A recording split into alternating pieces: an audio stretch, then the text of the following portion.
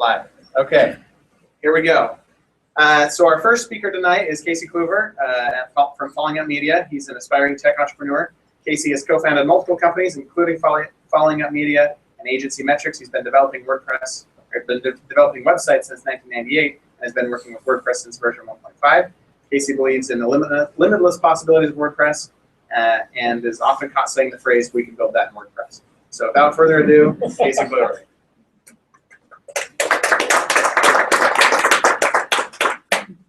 Thank you, Dallin, for the introduction. We're talking to you guys about how I use WordPress to build a SaaS web application.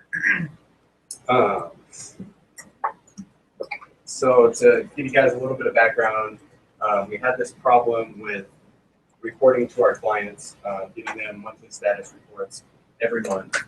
And it was a real pain for us because we were pulling all of this data from different sources. We had a different report for keyword rankings, for our traffic reporting, for our AdWords reports. So what we had to do every month was take all of this data and try to compile it into one central report that we could send to our clients. And the issue with that was that not only was it kind of confusing for them getting all these different reports, but it looked different, had all this different data on it, but for us as an agency, it took a lot of time to build these reports. Just one report would take up to 4 hours to build. And for us as an agency, when you throw in 20 clients, those 4 hours quickly turn into 80 hours.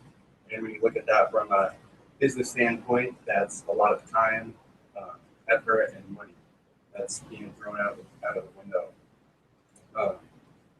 every month. So when you look at that, that's almost half of somebody's job that we had just building these reports for our clients.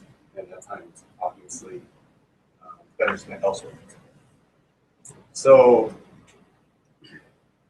we had an idea that, you know, we have all these sources to grab this data. Why can't we just build a platform to a simple dashboard for our clients to log into to see all of their marketing campaigns just in one simple dashboard?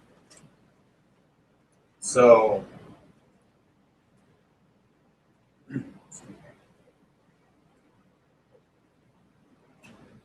we were able to grab all this data. So we figured, why don't we try to actually build this? And so I had a conversation with Cody, my business partner, and so we decided to build this, and that's how Agency Metrics was born. So we got all gung-ho on building this application. So now we have sound. So we decided to build Agency Metrics out. And we got a little ahead of ourselves in the sense that we kind of got a little attached to the idea from the start and just kind of jumped directly into Photoshop, started designing mock-ups, wireframes, making sure stuff looked pretty. But while we were doing that, we never took the time to really plan out the functionality or technical specs. So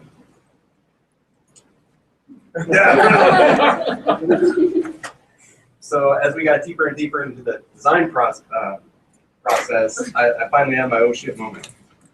And that oh shit moment was, how am I going to build this thing? When we first started talking about this idea, all we really wanted to do was build a small, simple platform for our clients that would help our agency be more productive. But as we were designing, we actually designed a full-on web application, and by accident. So we started thinking, how can we actually build this thing? And we looked at other frameworks, Zen framework, and PHP.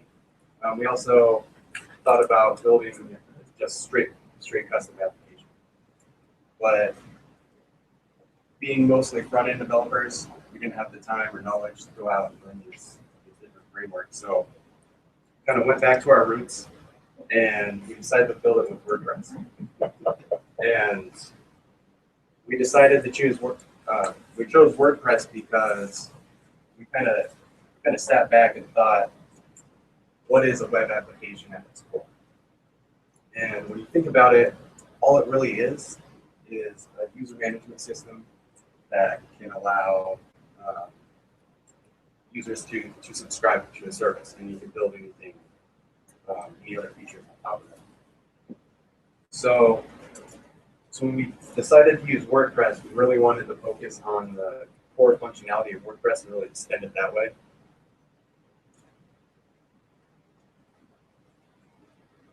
And the four main piece of WordPress functionality that we used was user management, custom post types, email notifications, and the plugin API. Like I said before, user management is the core to any web application. So in Agency Metrics, we were able to use the user management system that WordPress already has, but expand on it a little bit with custom user meta and custom user roles. We use custom user meta to store billing information, account settings, as well as the monitor their API usage. We also use custom user roles to determine the status of a user, whether it's still in a trial mode, whether they're an active customer, or they cancel their account.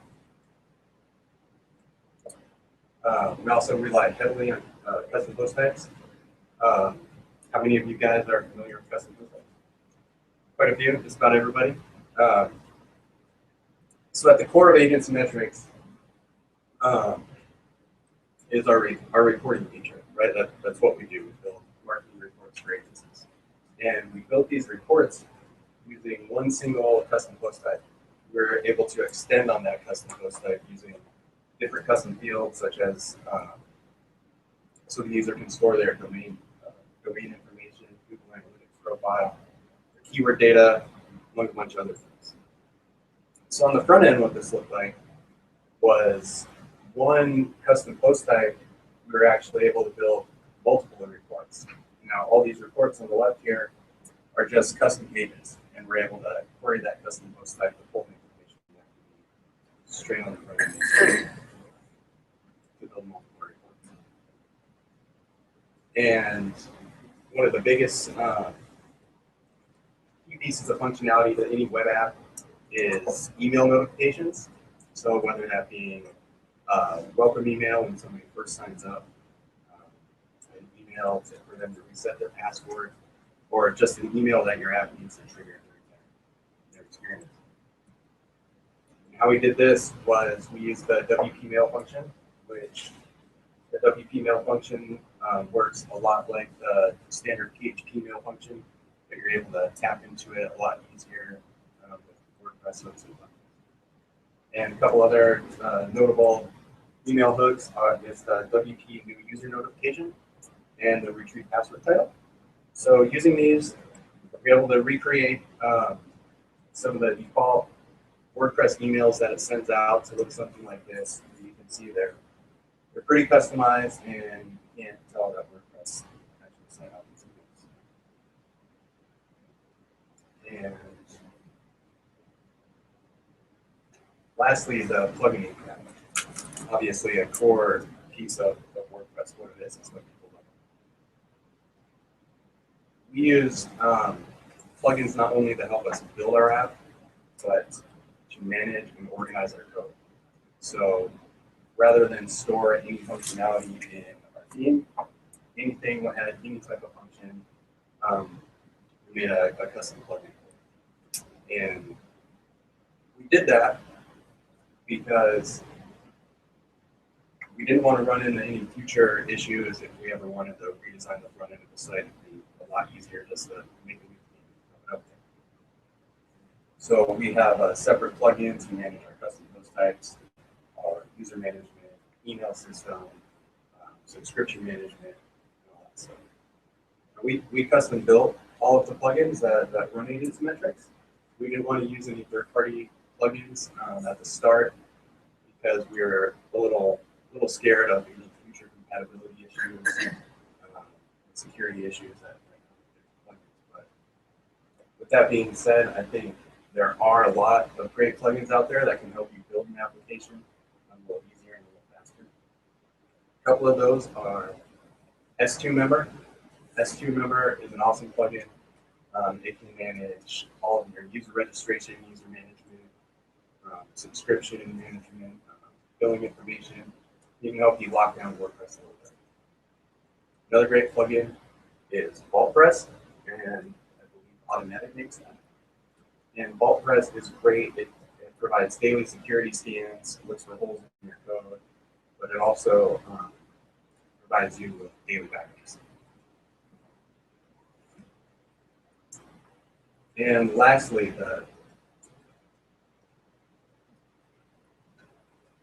what we really needed to do to kind of finish out our app was lose that WordPress view. You know, like when you go to a site, you can kind of just tell that, you know, this is a WordPress site. You know, it might have a cool theme and some plugins, and you can kind of tell that from the start. And it was really important for us that the agency metrics looked and felt like an actual web. So what we did was we restricted access to any kind of forward-facing functionality that WordPress provides out of the box. That meant locking down and redirecting the login page, and we actually recreated that on the front end of the site. It's very simple to do. It's just 2 lines of code. And we also locked down the admin. So we moved that from the standard /WP admin from the URL, moved it to a different location in case anybody ever tried to guess where guess if this site was WordPress. We redirected that back to the front end of the site. And this is actually our admin panel. As you can see, it doesn't look like the standard WordPress one. We actually modified it quite a bit using just CSS, JavaScript, and a few functions inputs to kind of hide different features and only show the features that we really needed to manage our app. So that is the WordPress backend with the custom page. Yep. And so we stripped everything down. As you can see, it just provides us what we need. So I really hate when I log into some sites that I work on and there's 30 different menu items, but you actually only use like 3 of them. We stripped everything down, and as you can see, we're left with this couple of custom post types, the default user page, and a few custom admin pages. Lastly, I'd like to show you guys the app in action a little bit. You guys are actually the first group to kind of see this new version. We've been redesigning it, and we're getting set to launch that in about 14 days. And this is one of our traffic reports. So as you can see, it's basically all the data that you can get in Google Analytics. But what we did was we built a plugin to grab all this data, and it runs nightly. And it grabs this data and every night at midnight, and it saves it, all this data, to our custom post type and saves it as custom fields. We did the same thing with our keyword ranking report. So if we grab this data from Authority Labs, they're actually a local company down in Chandler. We're able to grab Google and Bing rankings that pull in nightly as well. So we have a custom plugin that grabs this, saves it every night, so the user can see fresh data every day.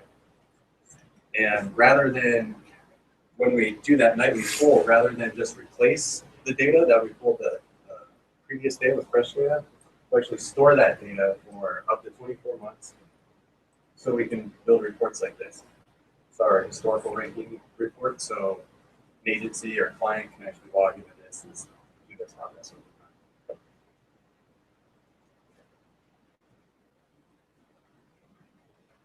This is one of our settings pages in the front end of the site. So it looks like a basic form, and it is pretty basic, but what it does is the user can upload their company logo, their colors, kind of customize the look and feel of the app for them, so when they send their clients reports and brand. And all this does is save all these settings into their user profile using custom user. And Lastly, this is kind of our form, how we manage our billing information.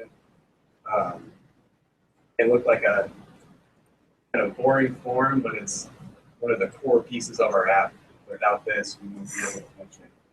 So we built a plugin just to manage our subscriptions and all of the billing information. We use Stripe API. So it's really great for us. We don't have to actually store any sensitive data in the database. Everything goes straight to Stripe, and they send us back, yes, this got paid. So that's a little overview of what we were able to build. I hope you guys enjoyed the story on how we created this app. And I thank you guys for coming.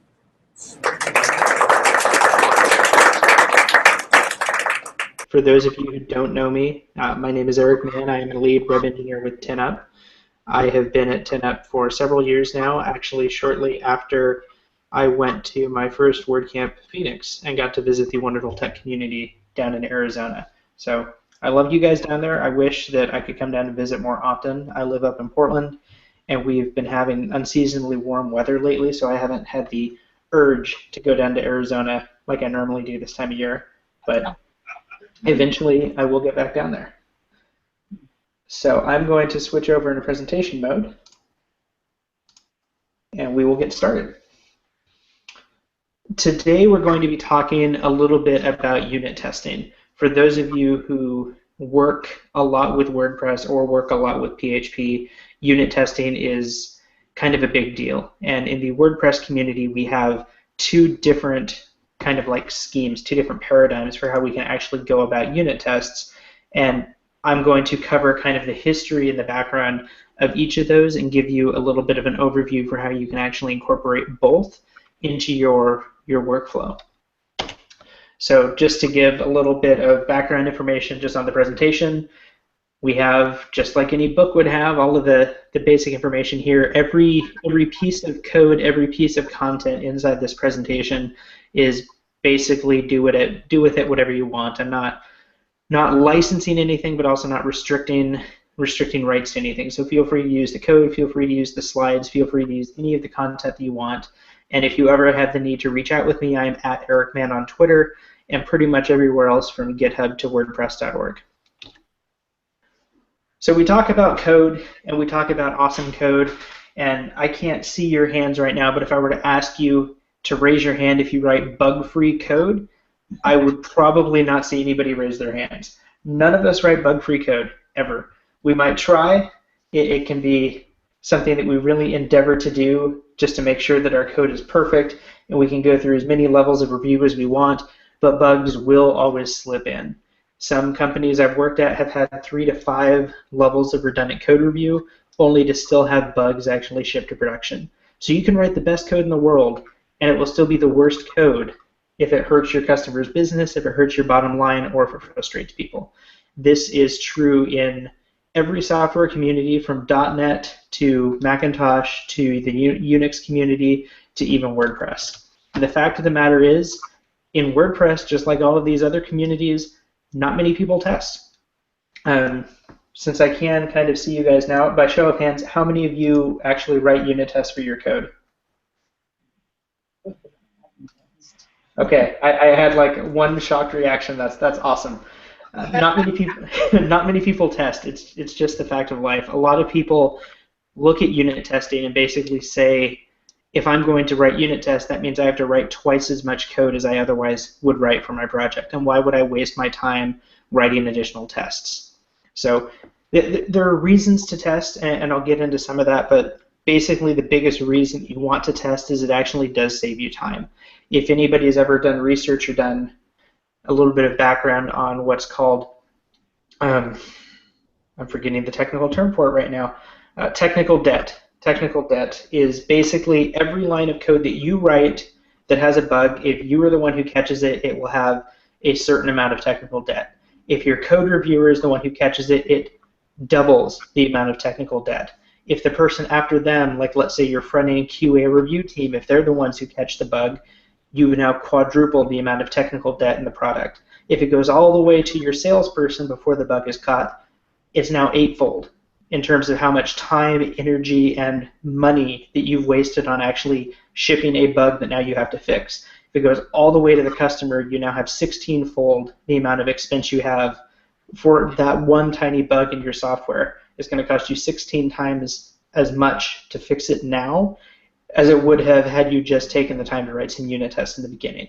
So not many people test. A lot of people should. It will save you money. It will save you headache. It will save you problems down the road. But we don't want to talk about the drivers for it. We want to talk about why you want to test and how you can test. One of the cool things is that now WordPress core has emphasized unit testing.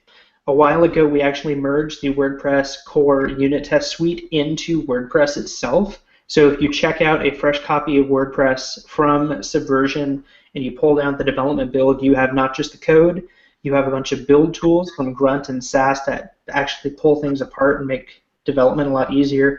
You also now have the entire WordPress unit test suite, so that as you're working on code, and if you find that bug in WordPress and you want to fix that bug in WordPress, you can fix it, and you can write the test for it immediately and get everything put into WordPress core at the same time. This is great for core, and it's great to help people get started unit testing. If you need to learn how to unit test, WordPress has a massive test suite already, and you can kind of learn the basics of unit testing and learn the fundamentals with an established project, an established test suite, and then take those learnings over into your own project and actually make your own code a lot better and a lot stronger in the process. The other advantage of working in the WordPress world is that there are now two ways you can write unit tests. This is the tale of two test suites, and we're going to talk about both of them. The first one, like I said, is the WordPress core unit test framework. It was originally by a developer named Nikolai. He wrote it in 2011, and he had it put up on GitHub on his own. He just said, WordPress doesn't have unit tests. I think WordPress needs to have unit tests. It was a fantastic endeavor. I'm impressed he got as far as he did on his own before it became part of the core project, and we all owe him a huge debt of gratitude for getting it as far as we have. In 2012, we actually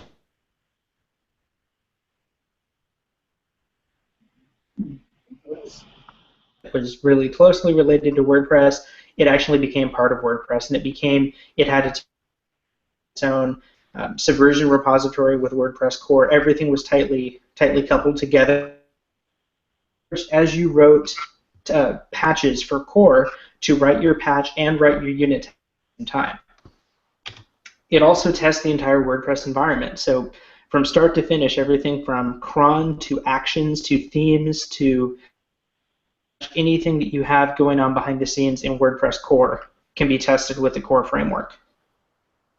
To give you an idea of how this actually looks, this is actually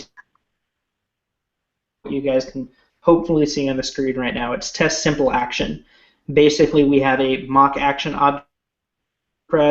We're going to have the action tag be test action. This could be the same thing as init or WP scripts or any of the other actions that you actually see inside WordPress. We're going to now and do action to add an action and then trigger that action. Because we are in the PHP world, to make a couple of assertions about what just happened. We first assert that the action was called, and we assert that the action was called with the proper tag, the test action tag that we just registered. We're then going to clear out basically the args that were called on that action, and then assert that they're equal, that we basically passed an empty array. It's a pretty simple test. It's basically just proving that add action with a regular string action is going to do exactly what you expect it to do. WordPress core is filled with all of these. There are several hundred unit tests. They make sure that the API that we all know and love and rely on with WordPress functions the way that the codex says it will, so that there's nothing unexpected when we're building projects on top of it. Now, once again, what's tested is everything inside WordPress. WordPress, as you all know, relies on a MySQL database. But in order for the core test suite to run, you need to actually have a MySQL database actually set up. What WordPress does, because WordPress is not very decoupled from its data management system, we don't use dependency injection or any of those other fancy buzzwords for data encapsulation that everybody throws around. Instead, we have everything just as kind of like one big jumble of functional code, which works. The downside is you can't test, let's say, get post without actually having a database to back it, because a lot of the mechanism inside get post will make direct SQL calls. And if you don't have a MySQL database hooked up and ready to go, those will fail and your tests will fail. So when you set up the WordPress core test framework, you will actually have a database ready to go. WordPress will install itself in the database, install a bunch of sample content, and then run various functions from the WordPress API against that database to verify that that functionality is sound. This is great for integration testing. It means that everything that is integrated within WordPress is going to be tested as we expect it to be used in production. We aren't going to have any unforeseen consequences of the way that we're interacting with the database. Options are going to work a certain way, actions will work a certain way, posts and transients and taxonomy terms and everything else that we have that touches the database will function the way we expect it to. The downside is you're hitting against a database that can be somewhat unreliable. Occasionally, and I actually demoed this at WordCamp Phoenix last year, occasionally when you run the WordPress core test framework, you will have it error on a couple of tests only to rerun the exact same test suite 2 seconds later and have those tests pass. And part of that is because we're running just such a huge body of content through the database that we will hit race conditions that MySQL just can't keep up with, and you'll start ending up with weird latency issues where data is, for instance, deleted from the database before it's been read from the database, or being read as it's being deleted, and it will cause some weirdness with the test framework. That has actually inspired a few changes by some of us in the community, which is where I'm going to get on to the second test suite that we're going to talk about, and that is called WP Mock. WP Mock is a test framework that was built by myself and a few other developers working on TechCrunch's redesign back in 2013. One of the side goals of the TechCrunch site, we definitely wanted to make it prettier, we wanted to make it easier to use, and we wanted to make it more performant, but we also wanted to minimize the effect that bugs had on shipping the product. Our original goal was to have the theme completely unit tested before we launched the new redesign.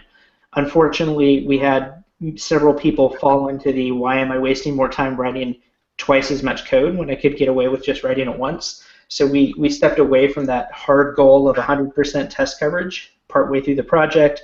We launched with about 50% test coverage, and we're now up to about 80% test coverage because the project has been ongoing. But we wanted to be able to test the theme independently of WordPress. We just wanted to test our code because WordPress is already being tested by another community. After we introduced WP Mock, TechCrunch moved forward and helped make huge strides in actually cleaning up WP Mock and getting it ready to go.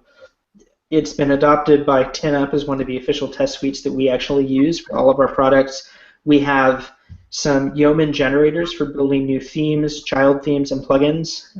If you take a look at the GitHub/10up account, you'll actually see generator WP Make. This is a Yeoman generator that allows you to bootstrap plugins, themes, library projects, anything you need to do within WordPress, and every single one of them will come with WP Mock already set up and configured and ready to go so that you can write your unit tests. The biggest difference between WP Mock and the core test framework is that we're testing code independent of WordPress. So I can take the TechCrunch theme, I can check it out from the repository, put it in a completely pristine location on my computer, and run the test suite just against TechCrunch. WordPress is not loaded at all. The entire idea here is that we want to test just our code, not the underlying framework that we've built it on top of. To give you an example of what a WP Mock unit test would look like, this is actually a unit test from inside the TechCrunch theme. We're testing a function called trim excerpt, which is supposed to, it references a global post object, and then it grabs the excerpt and then trims it down to a certain number of HTML characters. Now, in our situation with WP Mock, we only want to test trim excerpt. So that is the only function that's going to exist inside this test call. As a matter of fact, when you actually load up this test suite, you can run this one function in isolation with no other code, nothing else loaded from the theme. You could load just one file from the theme and run this test code, and it will actually pass. We go through and we use a tool called Mockery to build a mock of a WP post object, which is essentially just an object that looks like a WP post, it acts like a WP post, but I completely control the behavior of it. So the very next thing I do is I assign the post excerpt to be a string of text with a line break in the middle, and then I assign it to the global post object. I then use WP mock to define first a WP function called getTheContent, and I'm trying to verify that getTheContent is never called, because trim excerpts should only be dealing with the excerpt and should never call the main post content. I define a WP pass-through function called strip shortcodes, which is just going to take whatever content it receives and return it back to the caller. WP pass-through function is going to do the same thing. It's going to take whatever has been received by the trim by characters with HTML function and just return that right back to the caller. The final two lines, I'm asserting that my excerpt is equal to the output of trim excerpt, the only function that I want to test. And then I'm asserting that some other conditions I've set up, that getTheContent is called 0 times, strip shortcodes is called once, and trim by characters with HTML is called once. I'm asserting that all of those conditions are met. And this function, once again, it passes. We run it in complete isolation from the rest of the theme and from WordPress itself, and it gives us a really good overview of whether or not the theme is functioning as we'd expect it to. WP mock is different from the core test suite in that we don't load anything else up. So if you were to, inside one of these test functions, try to call add action or do action, you would get an error because those functions actually don't exist. If you were to make a call to the global post object, you'd get an error because that doesn't exist. If you called get header or get template part, those functions don't exist, so you'd get errors. WP mock is built specifically to test just one thing, and that is the code that you wrote. So nothing that's outside of your responsibility needs to even be loaded. Talking about implementation, I had some conversations with Andrew Nason about how to actually present the two different test suites when I juxtapose them together like this. And the basic idea is the core test framework is meant for core. So if you're writing core code, if you're updating WordPress or you're adding features to WordPress or fixing bugs in WordPress, absolutely use the core test framework. Even if you're just prototyping a feature that may one day become part of core, absolutely use the test framework. WP mock doesn't belong in WordPress core because it's not testing WordPress core. WP mock is for testing your plugins and your themes completely independently of WordPress. If you wanted to test your theme and WordPress together, that would be an integration test. If you wanted to test a plugin and WordPress together, that would be an integration test. You could use the core test framework to kind of hack together an integration test, but the truth is you don't need to test the entire underlying framework to test your own code. You just want to test the code that you're working on so that you can fix that code and make sure it's bug-free. And if you come up with a bug that you think is in WordPress core, that goes in a different test suite because that needs to benefit everybody. Both of these tools are free. And by free, I mean they're both open sourced on Subversion or GitHub. You can download them, you can play with them, you can do whatever you want. The downside is they're not free in terms of effort or the amount of time it will take for you to learn how to use them. Unit testing is pretty intense to begin with. It's something that a lot of people don't do, not just because they don't think it's important, because a lot of people frankly don't understand it, and they kind of sit there and say, well, if I don't understand it and it takes a lot of time, it must not be worth my time to do it. I promise you unit testing is valuable. It is a massively valuable tool. Using TechCrunch as an example, we have actually saved months and months and months of developer time by using our test suite. What usually happens is an editor comes back to us to make a feature request. We start coding the feature request. One engineer might forget to update the test suite, and they'll say, hey guys, I think I'm done, and they'll push it out for code review. One of the rest of us will run the test suite and then say, hey, you've got errors. You need to fix your code. Unit testing gives you a great way to make sure that you don't accidentally introduce regressions into your code, you don't introduce bugs, and you don't reintroduce bugs that you've already fixed. But once again, it's kind of something that you have to keep on top of. It's something that you have to learn. These frameworks are available, ready to go for you, but it will take you some time to wrap your head around them and actually start using them in your projects. Just to remind you who I am, I'm a lead web engineer at 10up. I am at Eric Mann on Twitter, eaman.com.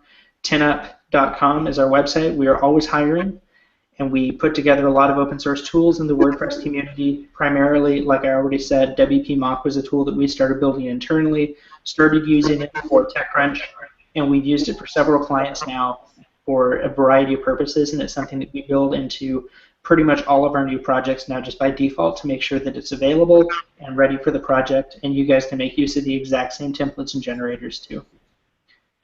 So now I'm going to try to listen to any questions that you guys have and try to make this a little bit interactive,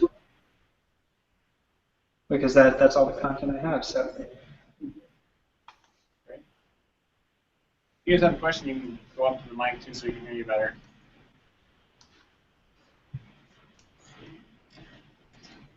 Everyone's minds are blown, Eric.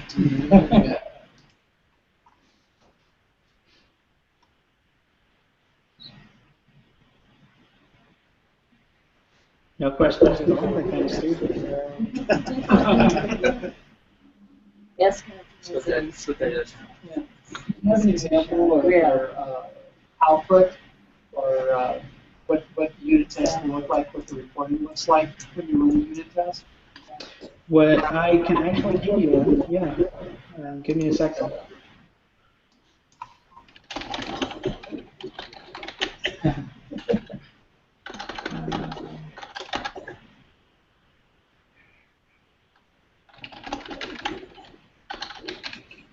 What I'm going to do is I'm actually going to show you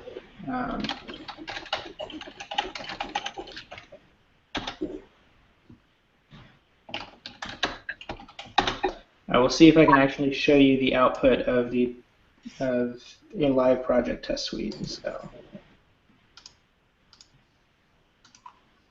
okay, so what you see now is my command console. I am on Windows, so I do everything with just a regular command prompt. I also spend about 50% of my time on Mac, so I have regular terminal commands. Everything runs pretty much the same. It's just a matter of making sure you get the commands right. So. Paratest is a tool that, oh, that's not.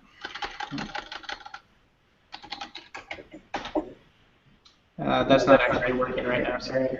So no, I can't show it. Sorry.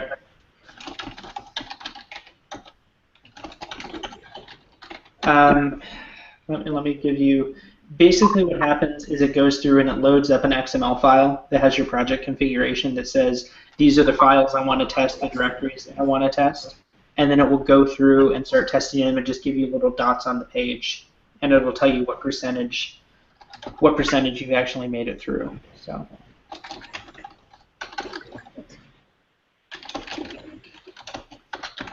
I'm actually trying one more thing real quick to see if I can get you a sample. This should go pretty quickly. Or maybe it won't go quickly. I can come back to this if somebody else has a question too. Do you have any resources for getting started with unit testing? The biggest resource that I can give you for getting started is to just actually give it a try. And that would be go to the WordPress core test framework and just start looking and seeing what the tests look like.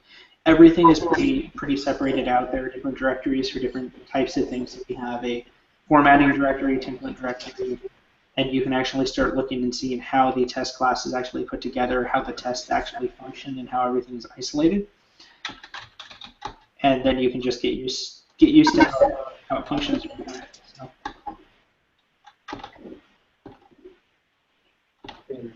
Send me just a couple blog posts on it.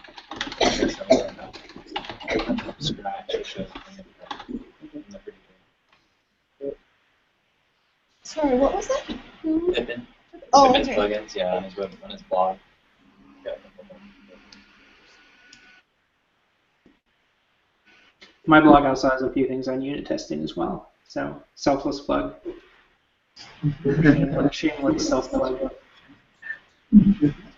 Hey, Eric, do you guys do any unit testing for JavaScript code?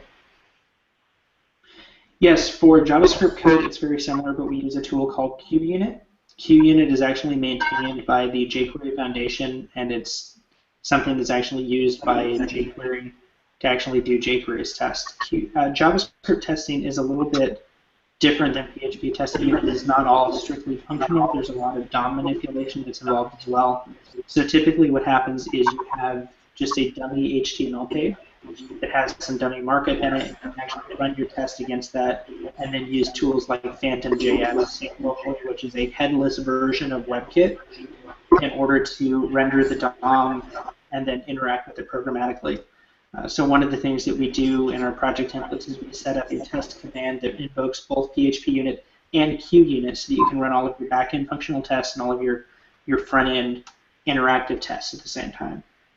And if you do a Google search or a YouTube search for Eric Mann testing, I gave a presentation at jQuery Portland about a year and a half ago, 2 years ago, specifically detailing how QUnit could be used with WordPress plugins for JavaScript testing.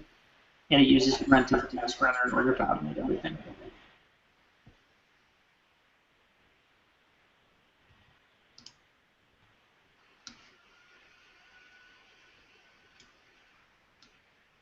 Anybody else?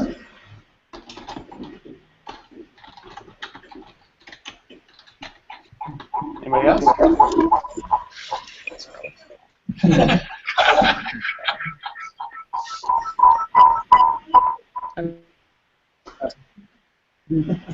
That was some wonderful echo. Is this a technology meetup or what? Any other questions for Eric? Okay, Eric, thank you so much. There's about 30 of us here, and we're all very, very grateful for what you just shared with us. It was fantastic. Can we get a round of applause for Eric?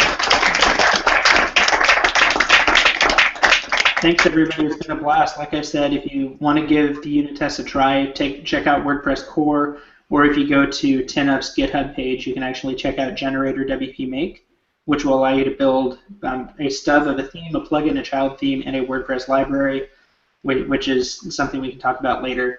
But if you build the theme, the plugin, or the child theme, all three of those will have unit tests with WP Mock already built in and already ready to go.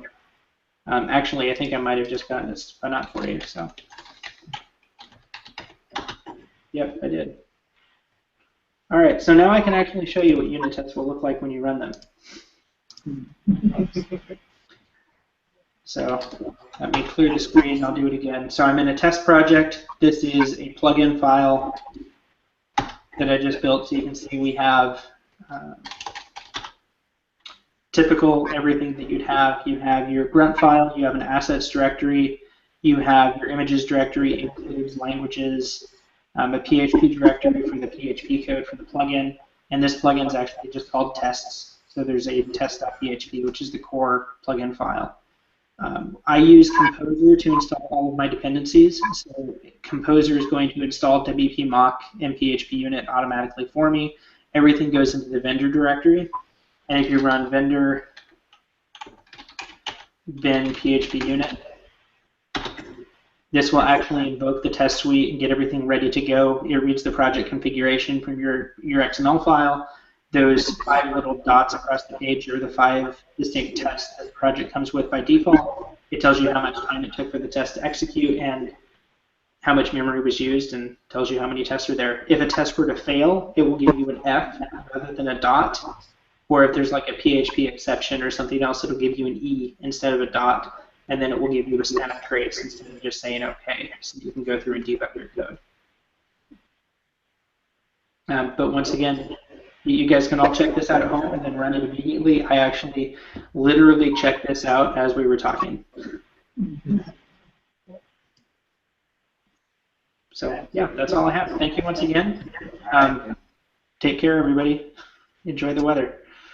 And you're